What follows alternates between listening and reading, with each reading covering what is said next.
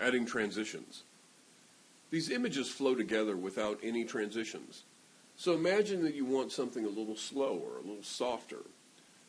So you could change the default time to 1 second and then add a transition to the edge of each image.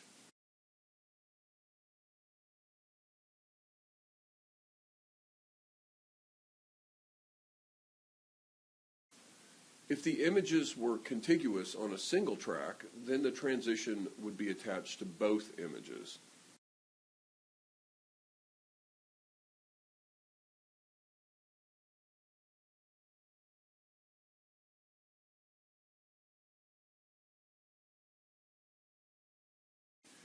If you want to try a different transition, or just remove the awful transition altogether, you can select the transition, then hit delete.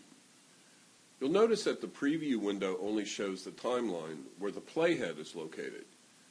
You can pick up the playhead and move it anywhere on the timeline, or you can left-click on the timeline row and then it will move there automatically.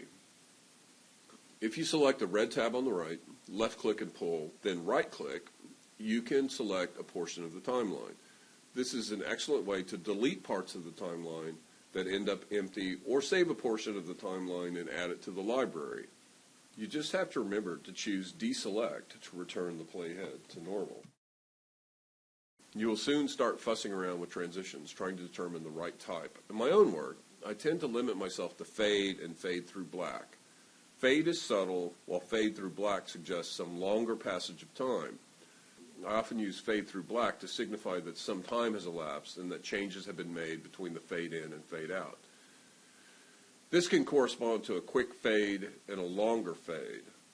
A drawn out fade seems to imply some finality, as if you've completed one group of actions and are now transitioning to a different set.